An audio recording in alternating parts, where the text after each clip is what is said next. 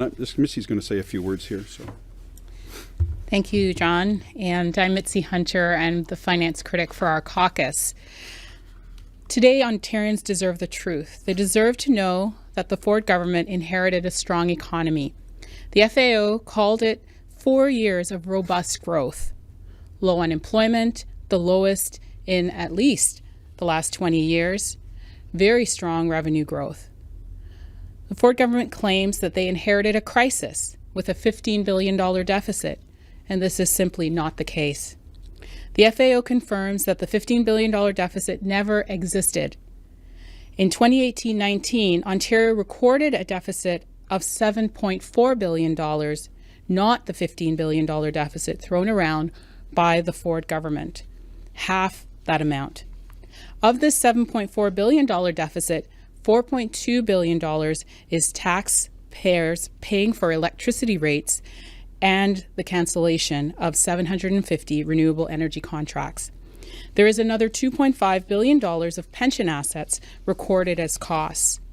This government has created an illusion of savings to disguise the deep cuts to essential services that enable our communities to thrive. They have justified cuts to public health, to education, to childcare, to universities, to autism programs, and many, many more. We have all been impacted by these reckless cuts, misguided cuts to public services across Ontario. As John has said, Ontario spends $2,000 less per person on provincial programs than the average of the other provinces. We also collect less revenue per person than any other province. This is unacceptable. Over the past year, we have witnessed broken promises and reckless spending.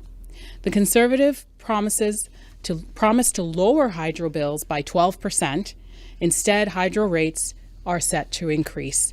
They promised no job losses, yet in healthcare sector, we've seen 825 job cuts and 416 laid off to create efficiencies. The cancellation of cap and trade amounted to $600 million and another $5 million in compensation costs for businesses. The politicization of Hydro One forced the Avista Corporation to cancel their merger, costing Hydro One $103 in termination fees alone. We have to hold the Ford government accountable, or they will continue to advance their agenda of cutting today and not planning for tomorrow. This government is costing Ontarians.